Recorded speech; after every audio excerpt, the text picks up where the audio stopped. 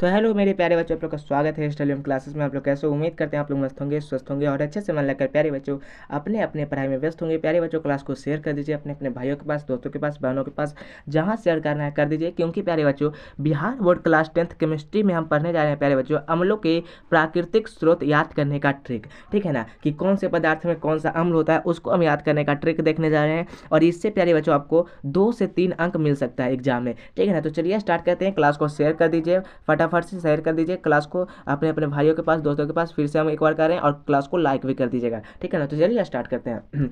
Start करते हैं। देखिए सबसे पहले यहाँ पर प्यारे बच्चों इधर लिखा गया है पदार्थ, इधर पदार्थ है, इधर अम्ल है। ठीक है, एक तरफ पदार्थ एक तरफ अम्ल। किस पदार्थ में कौन सा अम्ल होता है उसको हम लिखे हैं। चलिए सबसे पहला है लिखा हुआ है, सबसे पहला नींबू या संतरा। सबसे पहला क्या लिखा हुआ है, नींबू या संतरा। तो इसमें होता है पहले बच्चों साइट्रिक अम्ल। नींबू या संतरा में क्या होता है, साइट्रिक अम्ल। तो देखिए आपको ऐसे याद रखना है कि देखिए पहले तो नींबू, अगर पूछे कि नींबू में कौन सा अम्ल होता है तो देखिए आपको याद रखना है नींबू में क्या आता है, बू। तो नींबू से बू यानी कि गंध आती है, बू यानी कि बदबू आती है। तो यानी कि बदबू आती है तो हम इससे साइड रहेंगे। तो साइड यानी कि नींबू से, नींबू में साइट्रिक अम्ल, साइड से आपको याद रखना है साइट्रिक अम्ल। अब उसके बाद संतरा, अगर पूछ दे एग्जाम में कि संतरा में कौन सा अम्ल होता है तो आपको याद रखना है स से संतरा, स से साइट्रिक, स से संतरा, स से साइट्रिक अम्ल। ठीक है ना, तो आई होप आपको पहला याद हो गया होगा कि नींबू और संतरा में क्या कौन सा अम्ल होता है सर, साइट्रिक अम्ल। नींबू से बू आती है और बू सर जब भी हमें बू आती है यानी कि जब भी हमें दुर्गंध आती है तो हम इसे साइड रहते हैं। तो साइट्रिक अम्ल। संतरा, स से संतरा, स से साइट्रिक, है कि नहीं।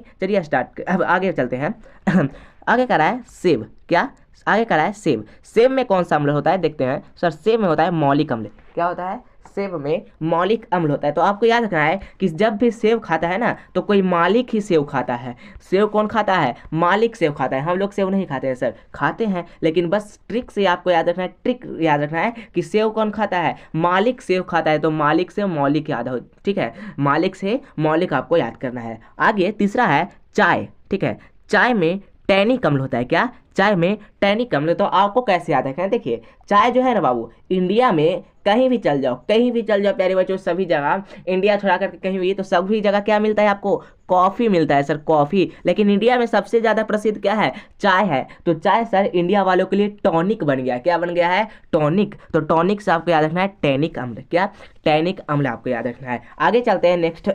आगे है सिरका। क्या, सिरका। सिरका में कौन सा अम्ल होता है सर, सिरका में होता है एसिटिक अम्ल। सिरका में एसिटिक अम्ल। तो आपको याद रखना है, देखिए एक प्यारे बच्चों आपको याद रखना है, एक पति था। ठीक है, एक पति था जो अपने पत्नी को एक होटल में ले जाता है। ठीक है, एक पति था जो अपने पत्नी को एक होटल में खाना खिलाने के लिए ले जाता है। ठीक है, और उसकी पत्नी जो थी ना कभी भी सिरका नहीं देखी थी, कभी भी उसकी पत्नी सिरका नहीं देखी थी। तो उस दिन क्या हुआ ना कि पति वो अपन पत्नी को सिरका दिखाया। क्या दिखाया, पति अपन पत्नी को सिरका दिखाया कि देखो यही है सिरका। ठीक है, तो पत्नी क्या कही ना, पत्नी कही कि ऐसने होता है। क्या, ऐसने होता है। तो कहा हाँ ऐसने होता है। तो आपको बस याद रखना है सिरका में ऐसने यानी कि एसिटिक अम्ल। क्या, सिरका में ऐसने से एसिटिक अम्ल आपको याद रखना है। ठीक है ना, अब आगे चलते हैं बाबू, आगे चलते हैं।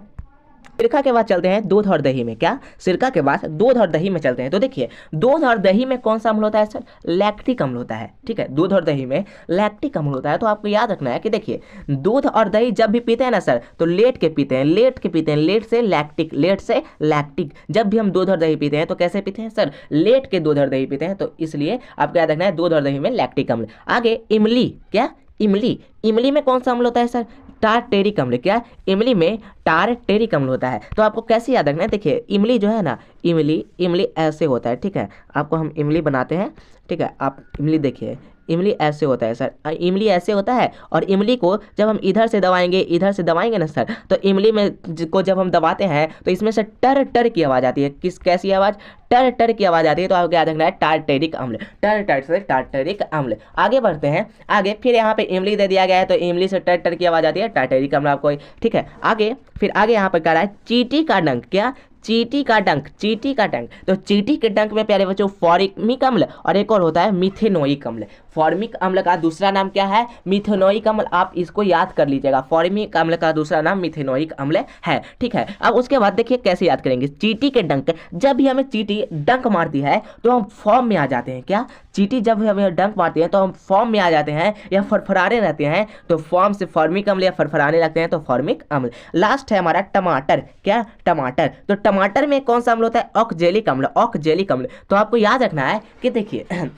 याद रखना है कि देखिए यहाँ पर टमाटर में ऑक्जेलिक अम्ल है, तो टमाटर से क्या बनता है? जेल बनता है। जेल मतलब कि सॉस बनता है। तो आपको याद रखना है टमाटर से सॉस बनता है, जेल बनता है, तो जेल से जैलिक, ऑक्जेलिक अम्ल टमाटर में। तो आई होप आपको समझ में आ गया होगा प्यारे बच्चों। ठीक है, चलिए हम आपसे एक सवाल पूछते हैं। बताइए प्यारे बच्चों, बताइए, हम आपसे सवाल पूछते हैं, बताइए इमली में कौन सा अम्ल होता है? इमली में सर, इमली को जब हम दबाते हैं, देखिए सर ये इमली है, और जब हम इमली को दबाते हैं सर इधर से और इधर से, तो इसमें से टर टर की आवाज़ आती है। तो इमली में सर टार्टेरिक अम्ल हो जाएगा। क्या? टार्टेरिक अम्ल हो जाएगा सर, टार्टेरिक अम्ल। ओके, टार्टेरिक अम्ल हो जाएगा सर, टार्टेरिक अम्ल। अच्छा, आगे आगे पूछते हैं। बताइए आप प्यारे बच्चों, सेव में कौन सा अम्ल होता है? सेव में सर, सेव में देखिए, सेव जो है ना सर, मालिक केवल सेव खाता है। सेव को केवल मालिक खाता है, तो मालिक से सर मौलिक अम्ल हो जाएगा, मौलिक अम्ल, है ना। आगे चलते हैं नेक्स्ट। अच्छा बताइए आप, बताइए प्यारे बच्चों, क्या संतरा में कौन सा अम्ल होता है? संतरा में सर देखिए, आप बताए थे स से संतरा, स से सिट्रिक,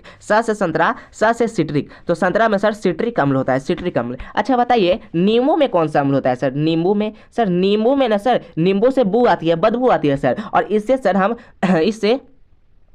इससे हम साइड रहते हैं। इससे क्या रहते हैं? इससे हम सर साइड रहते हैं, तो साइड से क्या हो जाएगा? साइड से हो जाएगा यही सिट्रिक अम्ल। ठीक है, तो आई होप आपको समझ में आया होगा, आपको याद हो गया होगा। बाय बच्चों, मिलते हैं अगली क्लास में, तब तक के लिए हंसते रहिए, पढ़ते रहिए और मुस्कुराते रहिए।